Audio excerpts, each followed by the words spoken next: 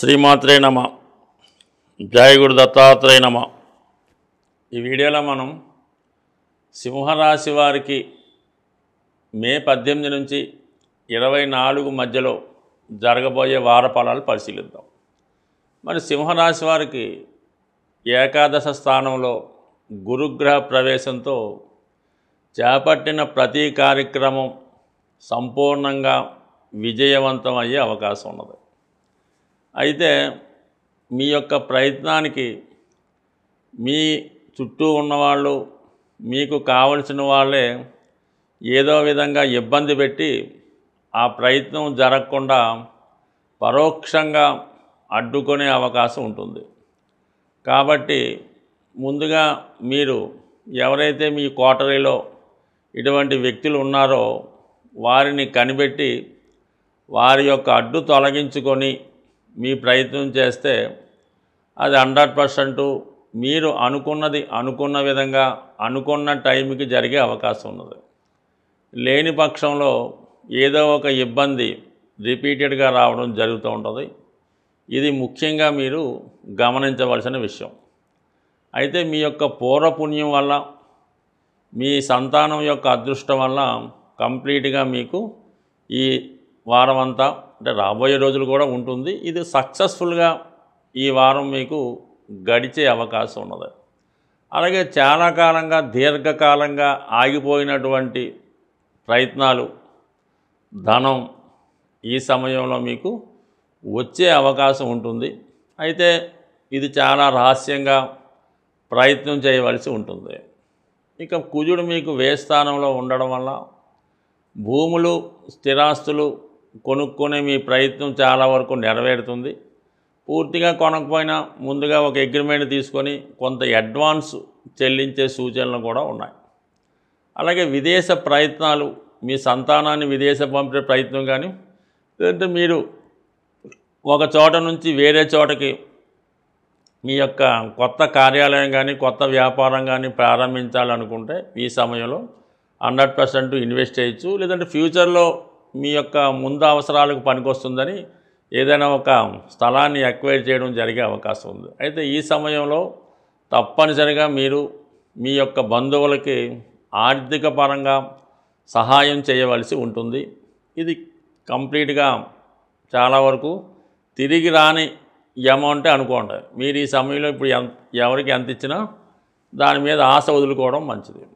ఇక మనకు ముఖ్యంగా శుక్రుడు అష్టమ స్థానంలో ఉండడం, షష్టాధిపతితో కలిసి ఉండడం చాలా వరకు మీ కుటుంబంలో ఉన్నటువంటి స్త్రీలతో కానీ, అధికారంలో ఉన్నటువంటి స్త్రీలతో కానీ ఏదో విధంగా ఇబ్బంది, అపవాదులు, నిందలు, చికాకులు వచ్చే అవకాశం ఉంది. అంటే మీకన్నా ఉన్నత స్థాయి హోదాలో ఉండడం వల్ల వారితో ఈ సమయంలో మీరు విరోధం పెట్టుకోవడం వల్ల గతంలో జరిగినటువంటి పొరపాట్లు, లావాదేవీలు లాంటివి కూడా బయటికి వచ్చి మొత్తం మీకు అది ఇబ్బందికరంగా ఉండే అవకాశం ఉంటుంది. కాబట్టి చాలా వరకు ఈ విషయాల్లో మాత్రం వాటికి దూరంగా ఉండడం మంచిది.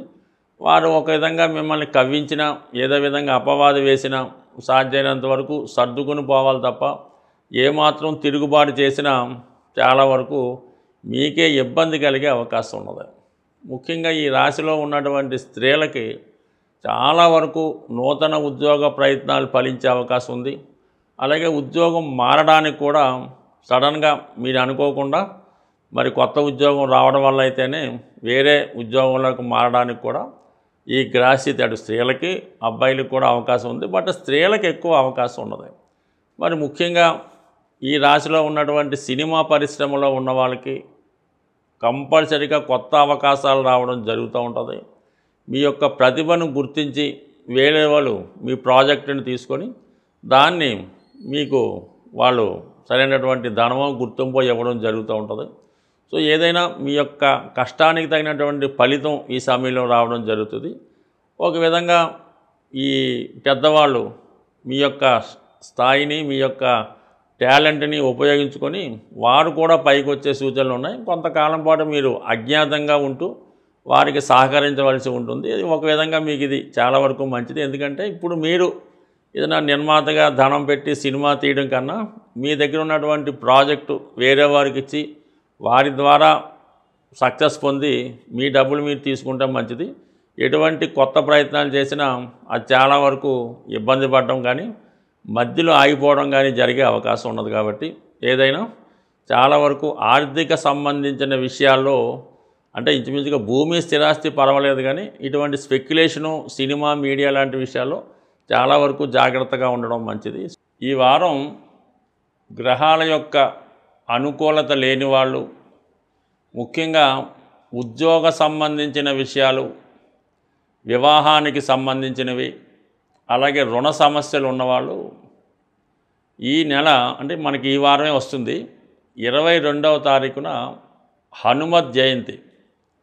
ఈ హనుమత్ జయంతి రోజు మీరు ఆంజనేయ స్వామి వారి ఆలయంలో మరి మీ యొక్క సమస్యను బట్టి ఎవరైతే వివాహానికి ఆలస్యం అవుతుందో అమ్మాయిలు కానీ అబ్బాయిలు కానీ ఆ రోజు శుభ్రంగా మంగళ స్నానం చేసి సాంప్రదాయ దుస్తులు ధరించి కంపల్సరిగా స్వామివారికి తమలపాకులతో కనీసం అంటే 108 తమలపాకులు కాబట్టి దాని సంఖ్య ఎక్కువైనా పర్లేదు, ప్రతి తమలపాకు చాలా శుభ్రంగా నీట్గా ఉండవలసి ఉంటుంది. ఓపిక ఉన్న వాళ్ళంతా అదంతా మాలగా తయారు చేసి స్వామివారికి కూడా వేయచ్చు. కానీ కామన్గా బిజీగా ఆ రోజు ఉంటుంది కాబట్టి ఈ 108 తమలపాకులతో వివాహ సమస్యలతో ఉన్నవాళ్ళు స్వామికి తమలపాకులతో పూజ జరిపించి ఒక 5 అరటిపళ్ళు స్వామికి ఇవ్వాల్సి ఉంటుంది. ఎవరైతే ఉద్యోగం లేక ఇబ్బంది పడుతున్నారో అటువంటి వాళ్ళు అదే రోజు స్వామికి సింధూరంతో అభిషేకం చేయించవలసి ఉంటుంది.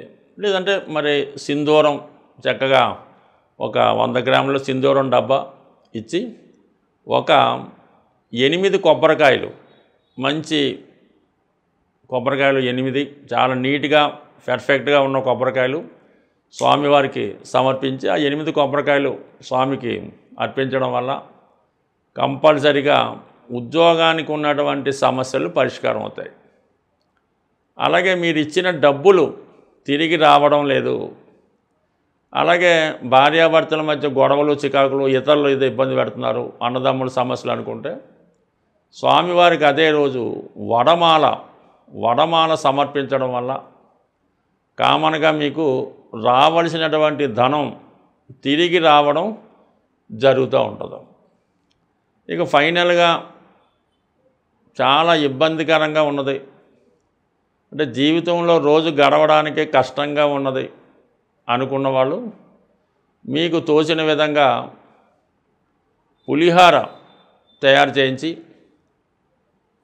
మరి స్వామివారి భక్తులకి అంటే దేవాలయంలో వచ్చినటువంటి భక్తులకి ఈ పులిహార పంచిపెట్టడం వల్ల, అలాగే వీలైతే మజ్జిగ కనీసం ఒక 21 మందికో 10 మందికో మజ్జిగ వారి దాహానికి ఇవ్వడం వల్ల అన్నానికి లేని సమస్యలు ఉన్నాడంటే చాలా వరకు ఉండకపోవచ్చు, కానీ ఇంకా అక్కడక్కడ ఏ విధమైన ఇబ్బందులు ఉన్నటువంటి వారు ఉంటారు. అటువంటి వారు మరి ఈ పులిహార పంచిపెట్టడం వల్ల కానీ మరి ప్రతి టెంపుల్లో కూడా ఆ రోజు అన్నదానం జరుగుతూ ఉంటుంది. స్వామివారి ప్రసాదం అనుకుందాం, దాంట్లో మీరు కొంతైనా అందులో పాల్గొనే కూరగాయలు బియ్యము ఏదో ఒకటి ఇచ్చి ఆ వడ్డన కార్యక్రమంలో ఈ భక్తులు భోజనం చేసిన తర్వాత వారి యొక్క ఈ మిగిలిన ఆకులు అన్నీ శుభ్రం చేసి అవన్నీ పక్కన పెట్టి మళ్ళీ వాళ్ళు తినడానికి శుభ్రంగా క్లీన్ చేయడం వల్ల మీకు ఎటువంటి సమస్య అన్న ఇటువంటిదంటే ఈ ఫైనాన్స్ ప్రాబ్లము, ఫుడ్కి ప్రాబ్లం ఉన్న వాళ్ళకి 100% మీ యొక్క సమస్య పరిష్కారం అవుతుంది.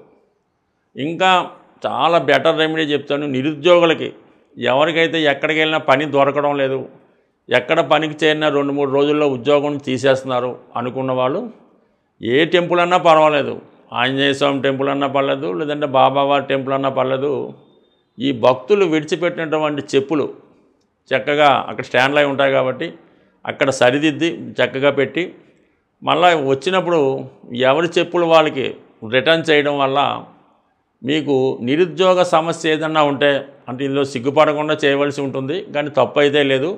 పెద్ద పెద్ద వాళ్ళు కూడా మన ఈ సత్యసాయిబాబా సేవా ట్రస్ట్లో చాలా గొప్ప అధికారులు కూడా ఇటువంటి సేవ చేస్తూ ఉంటారు.